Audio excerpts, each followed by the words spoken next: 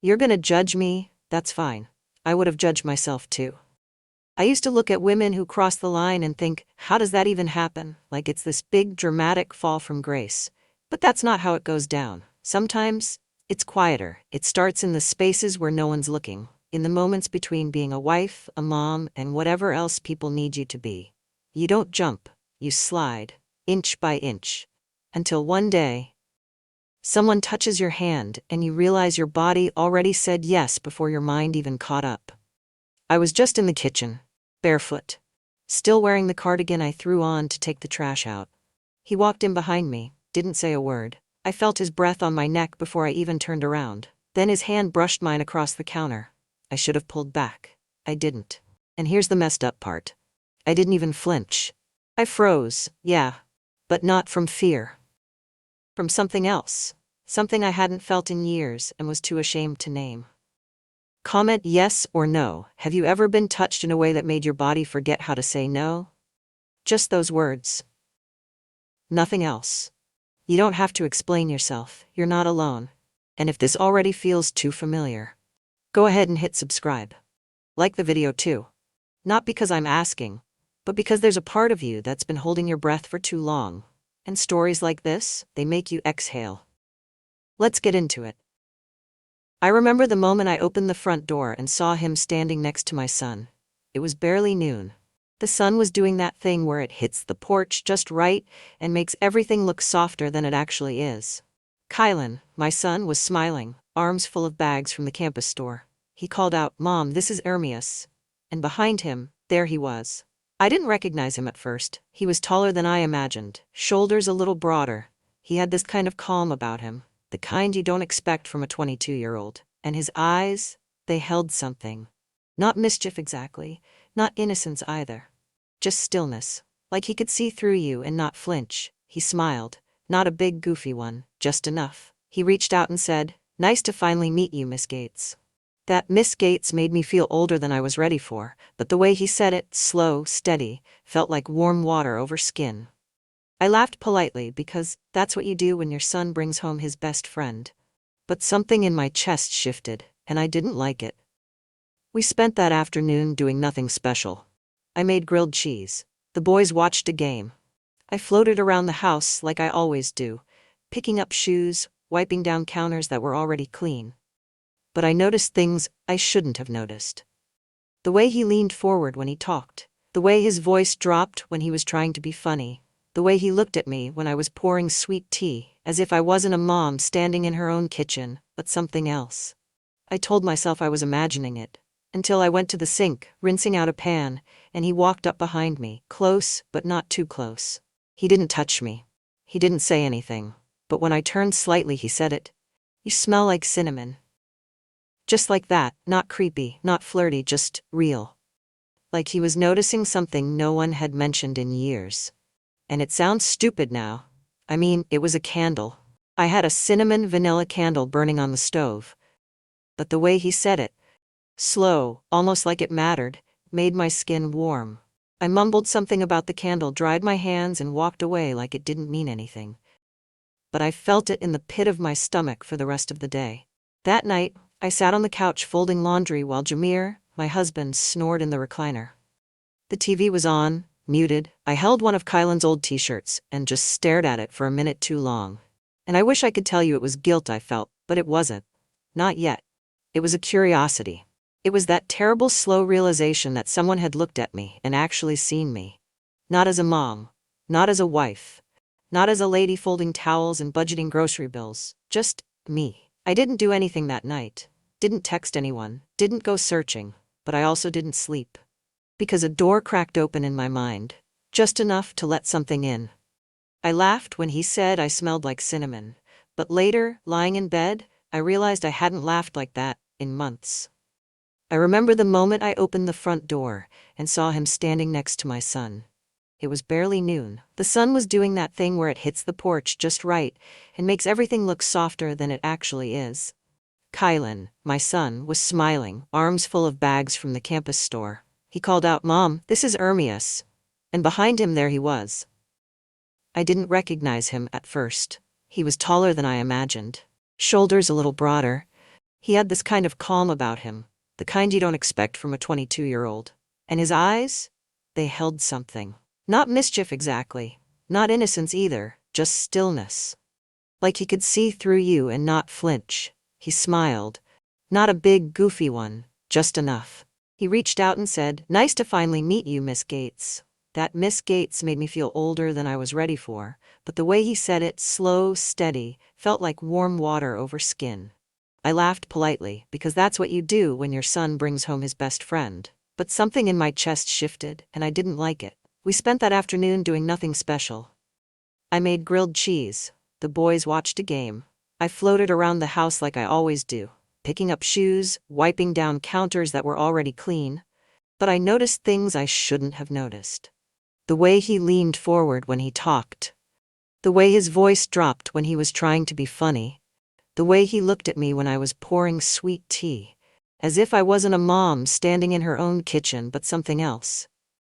I told myself I was imagining it, until I went to the sink, rinsing out a pan, and he walked up behind me, close but not too close. He didn't touch me. He didn't say anything. But when I turned slightly, he said it. "You smell like cinnamon." Just like that. Not creepy. Not flirty.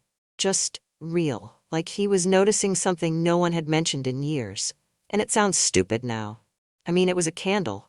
I had a cinnamon vanilla candle burning on the stove. But the way he said it, slow, almost like it mattered, made my skin warm.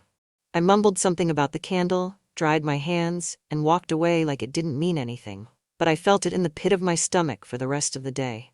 That night, I sat on the couch folding laundry while Jameer, my husband, snored in the recliner. The TV was on, muted. I held one of Kylan's old t-shirts and just stared at it for a minute too long. And I wish I could tell you it was guilt I felt. But it wasn't. Not yet. It was a curiosity. It was that terrible, slow realization that someone had looked at me and actually seen me. Not as a mom, not as a wife, not as a lady folding towels and budgeting grocery bills. Just me. I didn't do anything that night. Didn't text anyone, didn't go searching. But I also didn't sleep, because a door cracked open in my mind, just enough to let something in. I laughed when he said I smelled like cinnamon, but later, lying in bed, I realized I hadn't laughed like that in months.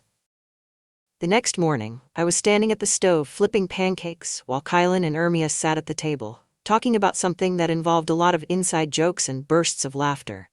I kept smiling to myself, pretending I wasn't listening. But I was. I heard everything. And every time Ermias laughed, I swear I felt it in my spine. That kind of laugh that's deep in the chest, the kind that makes a room feel warmer. I turned around to pour more batter, and that's when I saw it. He was watching me. Not like a kid watching his best friend's mom, not like someone distracted or spaced out. He was watching me. Eyes steady, chin resting on one hand. Our eyes met for maybe a second, two at most, and I turned away fast. Too fast. I tried to focus on the pan, on the sizzling, on the way the bubbles told me when to flip. But my hands were suddenly too aware of themselves. I felt clumsy, exposed. Then I heard him say softly, just loud enough for me to catch it, "You make pancakes the way my mom used to." I turned and forced a smile. "That's a compliment, right?" He grinned. "She burned them every time? You don't." I laughed, nervous and light, hoping Kylan didn't catch whatever weird electricity just passed between us. But he was too busy scrolling on his phone. Later that day, the boys left to grab lunch with some old friends, and I was alone in the house again. I thought I'd feel relief, but all I felt was hollow. I ended up in the laundry room, folding towels I had already folded yesterday. I wasn't thinking about anything specific, just replaying small moments over and over. His voice. The way he looked at me when I asked if he wanted more syrup. How he stood up from the table with a kind of ease that filled every corner of the room. I kept telling myself it was just a tension, just a harmless little spark that'd fizzle out. But then that night, after everyone had gone to bed, when the house was dark and quiet and nothing was distracting me, my phone buzzed. Just once. I stared at it for a long time before I even picked it up. My heart was already racing before I read what it said. "I like the way you laugh when no one else is around." Just that. No emojis, no game, just a sentence. I locked the screen, unlocked it again, deleted the message, and then just sat there. My fingers hovered over the screen like they had a mind of their own. I wanted to write back. I didn't. I dropped the phone onto the couch like it burned, pulled the blanket tighter around my shoulders, and stared into the dark room like it was going to give me an answer. I used to think affairs started with sex. But they don't. They start with silence, with being seen in a way that makes you feel like more than who you've settled into. That's the part nobody tells you, that it doesn't always start with wanting someone else. Sometimes it starts with realizing how long you've gone without being wanted at all. I tried to sleep. I rolled over, turned the pillow, listened to Jameer breathe beside me. His breathing was steady, comforting, even. But it felt like being on the outside of a closed door. I couldn't remember the last time he asked me how I was. Not in the polite passing way, but really asked. I couldn't remember the last time his hand touched me without it being out of habit. Like brushing a crumb off my shoulder, or passing me the car keys. I stared at the ceiling for what felt like hours. My heart beat slowly and heavily in my chest. And the truth? I wasn't thinking about Jameer. I was thinking about cinnamon and laughter. And the way Ermia said my name like it wasn't just a title, like it belonged to me. That night, I didn't respond, but I also didn't forget. And the worst part? I didn't want to. It was a Sunday afternoon when it finally shifted, just a little. Jameer had taken Kylan and Malaya to run errands, grocery store, a quick stop at his mom's. They'd be gone in a few hours. I was looking forward to the quiet, maybe a bath, maybe nothing. I had just put my hair up, lit the cinnamon candle again, because of course I did, and poured myself a glass of iced tea. I was standing by the sink, completely relaxed for the first time all week. Then I heard the front door open. I froze. Footsteps, familiar but wrong. Lighter than Jameer's, slower than Kylan's. I turned around and there he was, Ermias. He held up a black cord in one hand. "Forgot my charger," he said casually, but his eyes didn't match the tone. They were searching my face, reading it. "Oh," I said, too quickly. "Yeah, no problem. I think Kylan left it on the entry table." But I didn't move to get it, and neither did he. He stepped inside and closed the door behind him, letting the click echo longer than it needed to. "I didn't mean to interrupt anything," he said, voice quieter now. "You're not," I said, even though I suddenly felt like I needed to wrap myself in something thicker than this thin cardigan. He walked toward the table, slow, measured steps, picked up the charger, held it in his hand, turned it off once. "I didn't text you again," he said, still not looking at me. Wasn't sure if I should. My throat went dry. "You probably shouldn't have," I said, but it didn't come out sharp. It came out soft, way too soft. Then he looked at me, and whatever breath I had left caught somewhere in my ribs. "I think about that laugh," he said. He looked happy, like no one had heard it in a while. I opened my mouth but nothing came out. He took a step closer, not too close, but close enough that I could smell the rain on his clothes from earlier. He wasn't dripping, just damp. Like he'd been walking, thinking. He set the charger on the counter beside me. His fingers brushed the side of my hand. "I should go," he said, but didn't move. My hands were gripping the edge of the counter, not shaking, but locked. Like if I let go, I might do something I couldn't take back. Then the doorbell rang. We both jumped a little. It was Annie Henson, my neighbor, the one who always shows up at the exact wrong time with banana bread or a flyer about some block meeting. I backed away fast, smoothing my hair, swallowing my heartbeat. I told him to go out the back door. I tried to make it sound casual. It wasn't. He didn't say a word. Just nodded, grabbed the charger, and slipped out through the laundry room like it was all planned. I opened the door for Annie with a smile I had to pull from somewhere deep and fake. She handed me banana bread, told me it had walnuts this time. I nodded, said thank you, asked about her dog. The whole time, my ears were straining, listening for the soft creak of the back gate as Ermias slipped away. That night, I scrubbed the kitchen counter 3 times. Not because it was dirty, but because his hand had touched it. Because I didn't want it to mean anything. Because I knew it already did. I told myself it was just a tension. Just a moment. Just chemistry. And chemistry doesn't ruin families, unless you let it. But the thing is, you don't realize how dry you are until something starts a spark. And even a look, just a look, can be enough to start the whole thing burning. The danger isn't when someone touches you. The danger is when you start hoping they will. That's when the boundaries in your mind start breaking long before anything physical ever happens. Later that night, I crawled into bed beside Jameer like nothing had happened. He was already asleep, his back to me, one arm hanging off the bed like it always did. I lay there staring at the ceiling, wide awake, and all I could hear was the creak of the back door, and my own voice, echoing in my head, "You probably shouldn't have." Because deep down, I didn't mean it. I told him he shouldn't have texted me, but I never blocked his number. And that says more than anything else I didn't say out loud. It was one of those summer nights that smelled like rain, but never actually poured. The air was thick, and everything felt like it was holding its breath. Kylan decided to invite a few old friends over for a casual backyard hangout. Nothing big, just burgers on the grill and music low enough not to bother the neighbors. He asked me to help set up. And of course I did. Because I'm a mom. That's what I do. I sliced watermelon in the kitchen while everyone laughed outside. Through the window I saw Ermias leaning against the fence, a red Solo cup in hand, head thrown back as he laughed at something Heisley Matthews said. He looked relaxed, younger. But then, he glanced toward the house, straight at the window, straight at me. And just like that, the pit in my stomach returned. Heavy, warm, familiar. I stepped outside with the tray and set it down on the patio table. Kylan waved me off when I asked if they needed anything else. "We got it, Mom." I went back inside, wiped the counters again, and decided to throw a load of towels in the washer. Something normal. Something grounding. As I stepped into the garage, I heard the door creak behind me. I turned, already knowing. Ermias stood in the doorway, shirt soaked from someone splashing him earlier. The fabric clung to him like second skin, outlining every inch of muscle and motion. "Kylan told me the towels were in here," he said, and it was almost believable.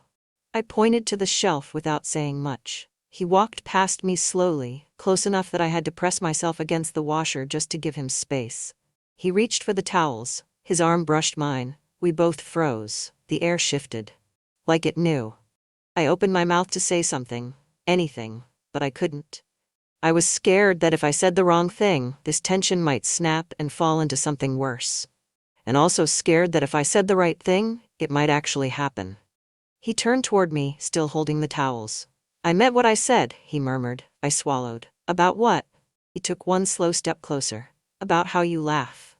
I let out a nervous breath. "You should go back outside." "I will," he said. "But not yet." And then he leaned in. He didn't touch me. Not at first. He just stood close enough that I could feel his breath on my cheek again. Like that moment in the kitchen. But this time, I didn't move. I didn't move because part of me wanted to know how far it would go. How far I would go. His lips brushed my jaw, light, hesitant, like he was testing me, and when I didn't pull away, he kissed me. Soft, deep. My back hit the dryer. His hand slipped to my waist. My fingers curled into his wet shirt before I even realized what I was doing.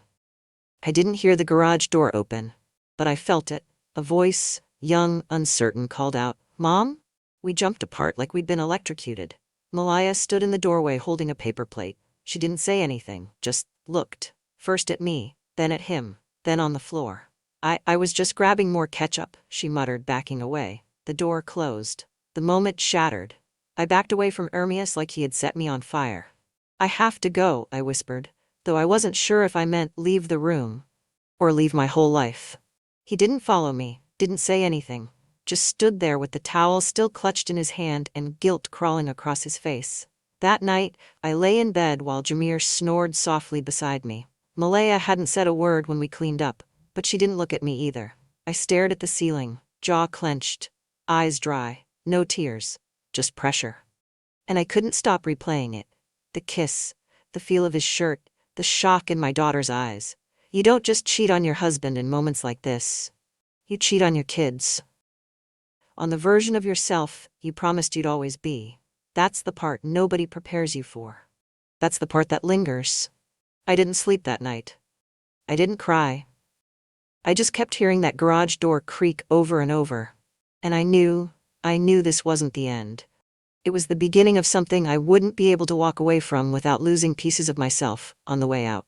She didn't see everything, but she saw enough, and in her silence, I heard everything I didn't want to admit.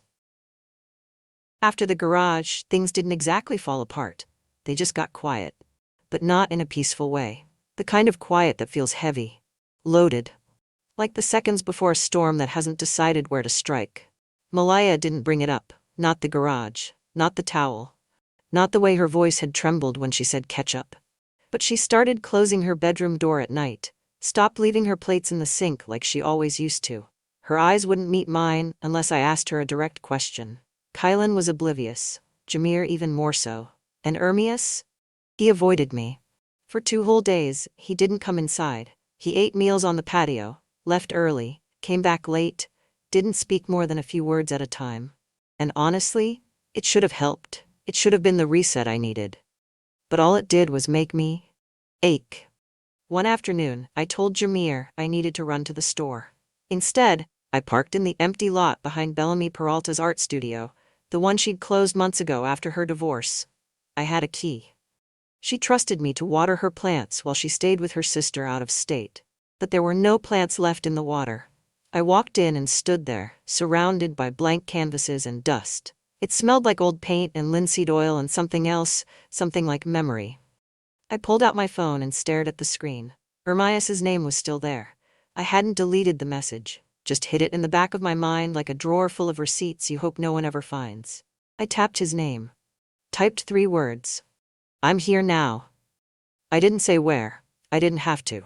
20 minutes later, I heard the knock. 1, then 2.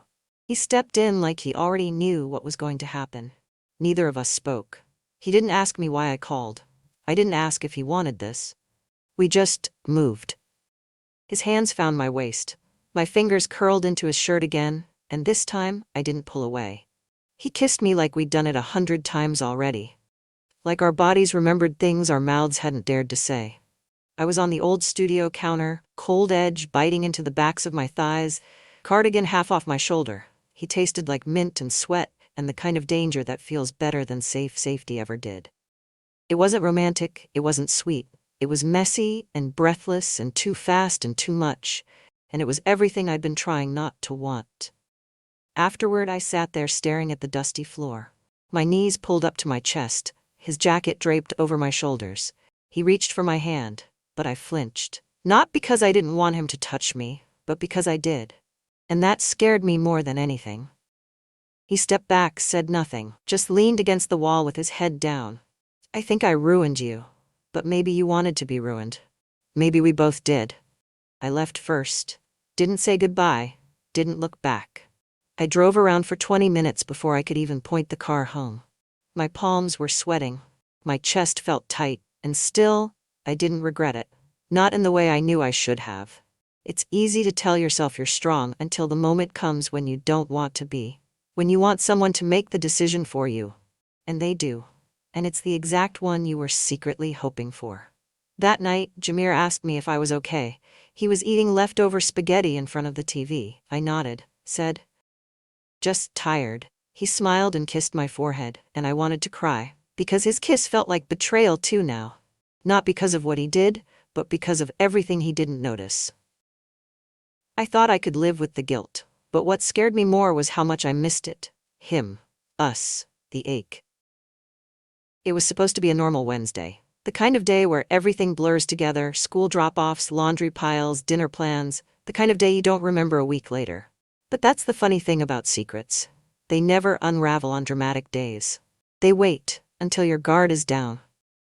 Until your hands are full with grocery bags, and your hair's in a messy bun, and you're just trying to get through the afternoon. That was the day I saw Sabrina Kramer, my oldest friend, outside the bookstore. I hadn't planned on going. But we were out of dishwasher pods, and Jameer had said we needed a new calendar, and the bookstore's right across from the market. I was walking out, keys in hand, when I saw Ermias. He was leaning against the truck, arms crossed, waiting. Not for me. But not for me, either. And even though we didn't touch, even though we didn't speak, something passed between us.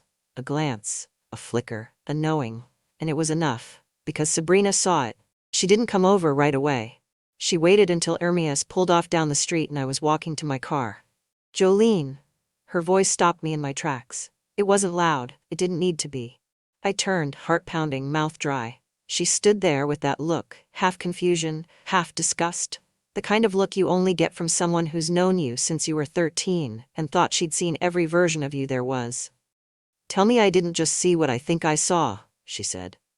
I opened my mouth, closed it again, tried to smile like it was all a misunderstanding. But she saw through it. "Are you serious?" she whispered. "Your son's best friend?" I couldn't breathe. She stepped forward, voice low but sharp. "Jolene, what are you doing? That boy calls your son his brother. Do you understand what you're risking?" I didn't answer, not because I didn't know, but because I did. All of it. I knew what I was risking, what I had already lost, what I couldn't seem to stop craving anyway. I got in the car, closed the door, sat there with the engine off and the world muffled. I could still feel his gaze on my skin. Still feel the echo of Sabrina's voice slicing through my ears. I wanted to scream, to tear my hair out, to go back in time and undo it all. But I also wanted to see him again. And that contradiction? It shattered something inside me I didn't even know was holding. That night, everything finally came to a head. Kylan was in the living room, playing video games. Jameer was in the backyard, fixing the grill like he always did when he didn't want to talk. I was in the kitchen, drying dishes with shaking hands, trying to pretend everything was normal. And then I heard it. Kylan's voice. Flat, "What the hell is this?" I turned around. He was standing in the doorway, phone in hand. His face was pale, his eyes locked on me. I couldn't speak. He stepped closer, holding up the screen, a text, one I hadn't seen. "Your mom's mouth, I still dream about it." I wanted to vomit. He didn't scream, didn't throw anything, didn't cry. He just looked at me like I was someone he'd never met before. "You?" That's all he said. One word, so small, so sharp it split the air in half. There are 1,000 ways to break someone's heart, but nothing compares to the sound of your child realizing who you really are. I tried to speak, to explain, to lie, to beg. But no words came out, just tears and silence. He left the room, didn't slam the door, didn't look back. And I stood there gripping the edge of the sink, knuckles white, knees buckling, wondering if I'd ever be forgiven, or worse, if I even deserved to be. He didn't need proof. He didn't need the full story. That one word, "you," was enough to tear the entire world in half. The house didn't explode. No shouting matches, no plates thrown, no dramatic exits. But silence? Silence moved in like a fog and wrapped itself around everything. Kylan didn't say another word to me after that night. He packed a small duffel bag the next morning and left before breakfast. Didn't hug Malaya, didn't kiss my cheek, didn't tell his dad where he was going. Just walked out the front door with a look I still can't scrub from my memory. That's the thing about shame. It doesn't scream, it lingers. Jameer noticed, of course he did. He asked if we had fought, if something happened with school, if I knew where he went. I said, "No, I don't." And that was the first time in our marriage that I wasn't technically lying, but it still felt like I was. He kissed the top of my head that night. I stood stiff in his arms like a mannequin.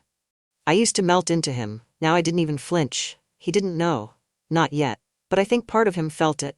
That space between us growing wider each day. And Ermias? He didn't text, didn't call, didn't drive by or linger or show up like he used to. It was like he'd vanished. But the damage was still here, woven into every quiet second. On the way, Jameer stopped asking me to stay up late with him. In this way, Malaya's eyes darted away whenever we made contact. The guilt was no longer sharp, it was dull now, constant, heavy like a second skin I couldn't peel off. One night, I sat on the couch alone, knees pulled to my chest, phone in my lap. It buzzed, one message, from him. "You never told me to stop, not once." I stared at it so long I forgot how to blink, then I hit delete. Finally, but it was too late, because I already knew, he was right. There's a kind of hunger that doesn't care who it hurts, a craving that doesn't ask for permission, and once you taste it, you either feed it again, or it eats you alive from the inside out. That night I lay next to Jameer in bed. His back was to me. He was snoring softly. The room was cold, but I didn't move to pull the blanket over my shoulders. I just stared at the ceiling, arms pinned tightly to my sides. That same position. The one my body always seemed to return to whenever I was scared, or ashamed, or pretending I didn't still want something I should never have wanted in the first place. And what I hated most, more than the lies, More than the betrayal. How badly I still wanted to feel what I felt when Ermias touched me. Not just the physical part, but the part where I was seen, really seen. Not as a wife, not as a mother, but as a woman. In the morning, Jameer asked if I was okay. I nodded. Said, just didn't sleep well. He kissed my temple and poured my coffee like always. I smiled, took the mug, and felt like I was wearing someone else's skin. Later that day, I sat on the edge of the tub in the bathroom, door locked, lights off, phone in hand, thumb hovering over Ermias's contact. Not to text him, not to call, just to look. But I didn't press it. Instead, I dropped the phone in the drawer, stared at myself in the mirror, and whispered something I didn't even believe yet. You're going to stop, you have to. But the ache didn't care. The worst part of guilt isn't the pain, it's the part that starts to feel like home. The part that whispers, you felt alive once, remember? And even when you know it's destroying you, some small part of you still misses the fire. He pulled me closer, and I didn't move. I know why now. It wasn't love. It wasn't lust, it was the feeling of being wanted. And that was the most dangerous thing of all. Comment one word this story made you feel. Just one. No need to explain. And if you're still here, you're not the only one holding on to something you can't talk about. Subscribe. We don't judge here.